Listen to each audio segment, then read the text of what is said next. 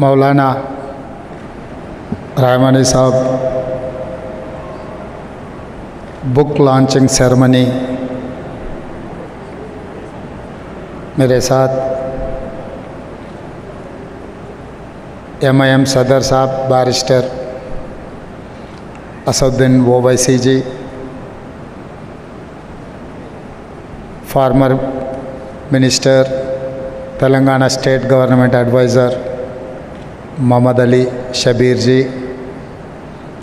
और टिमरिस डायरेक्टर फ़हीम कुरैशी जी और बहुत सारे स्कॉलर्स, अपने शहर के जाने माने बड़े लोगों को सबको मैं शुक्रिया अदा करना चाहता हूँ,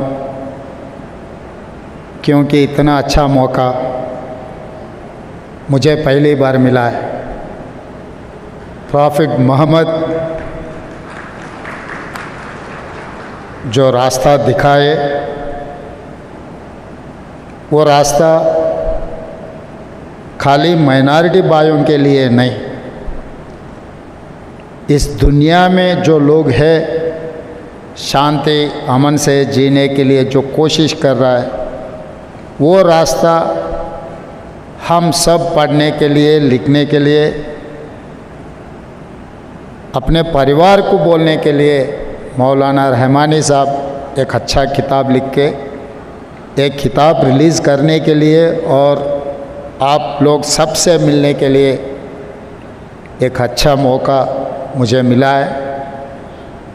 क्योंकि हम बहुत सारे जलसा में जाते हैं, हर जलसा इस देश के, इस प्रदेश के चलाने के लिए कोई रास्ता, वो रास्ता के बारे में चर्चा करने के लिए मौका नहीं मिलता है। अपने अपने पार्टियों का, अपना अपना कार्यकर्ताओं का कुछ बात सुनने के लिए, बात बोलने के लिए जाते हैं, मगर ऐसे मौका बहुत कम मिलते।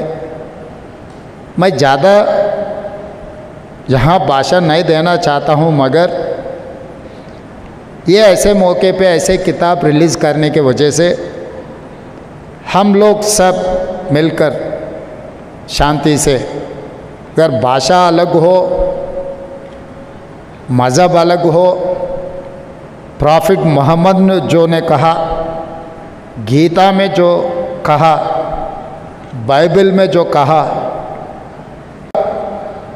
एक ही मतलब है कि हम सब लोग मिलजुल के इस देश को आगे ले जाने के लिए, इस दुनिया को शांति अमन से रखने के लिए।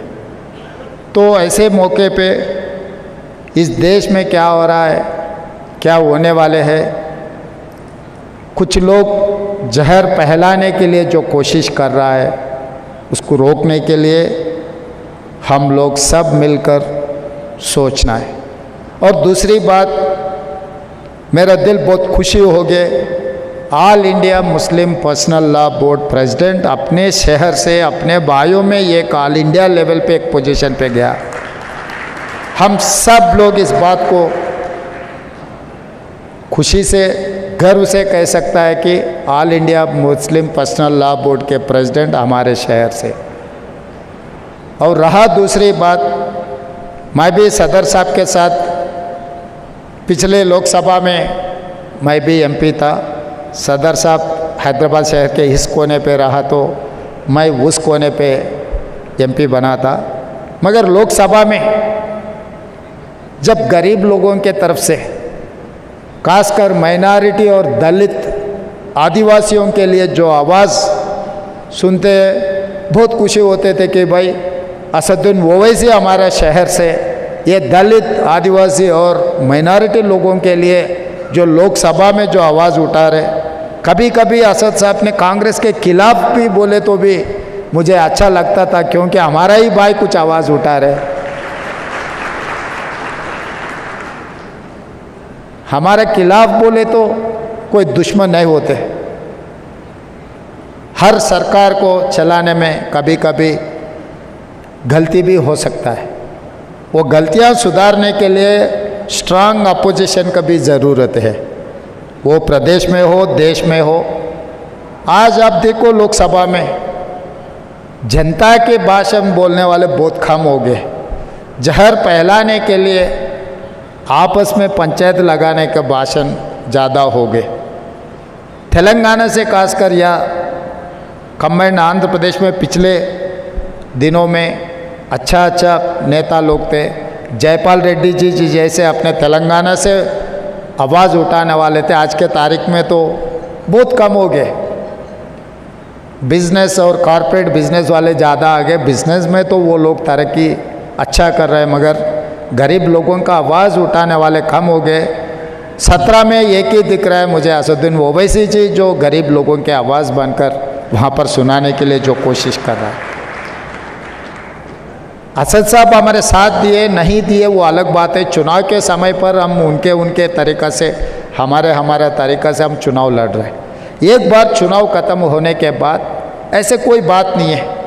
हम सब मिलकर 4 करोड़ तेलंगाना जनता को कुछ अच्छा के लिए, कुछ वेलफेयर के लिए, उन लोग डेवलपमेंट के लिए, हैदराबाद शहर को सुधारने के लिए हम लोग मिलके काम करने का ज़रूरत है। हम अलग अलग बैठकर अलग अलग सोचकर हम लोग कुछ किए तो इस शहर का नाम खराब हो जाएंगे।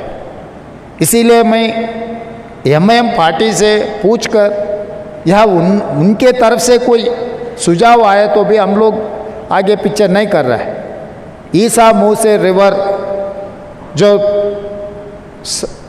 बहुत सालों से वो एकदम खराब हो चुका है, उसमें जो शहर के जितना भी कचरा है उसी में आ रहा है।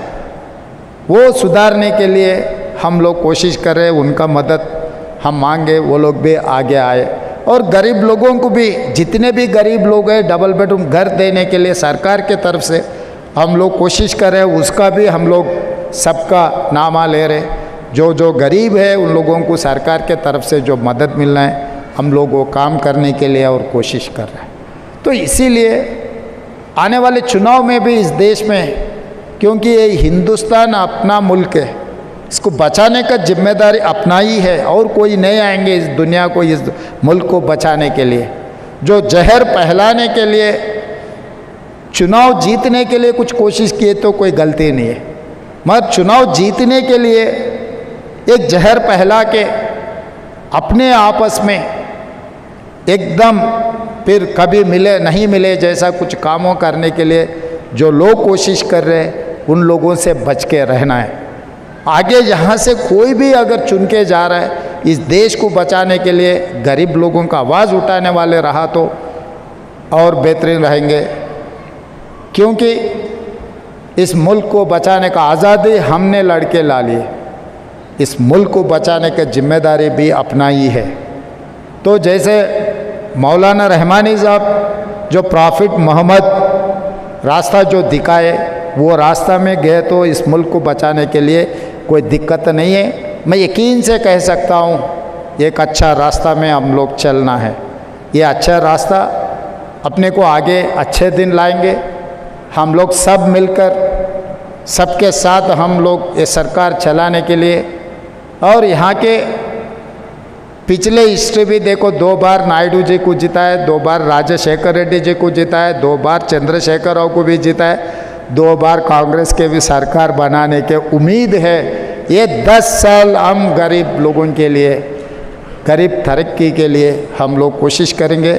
और ऐसे मौका बार बार आए तो मैं बहुत खुशी हो जाऊंगी, क्योंकि आपकी आवाज़ भी सुनने के लिए, मिलने के लिए एक अच्छा मौका है। इतने सारे स्कॉलर्स को मिलने का मौका कभी बहुत कम मिलते, ये अच्छा जो मौका मिला है। और जो ऑर्गेनाइज़र से जो शामिल हुए बड़े नेता लोग, बहुत सारे जाने माने बड़े बड़े लोग हैं। हम ऐसी किस्मत है कि हम मंच पे बैठे हुए हैं, मगर मंच के नीचे जो लोग हैं हमारे से कोई कम नहीं है, हमारे से भी बहुत एक्सपीरियंस और दुनिया के लिए जो काम कर रहे हैं, सबको मैं शुक्रिया अदा करते हुए यहाँ छुट्टी लेता हूँ। धन्यवाद मित्रों।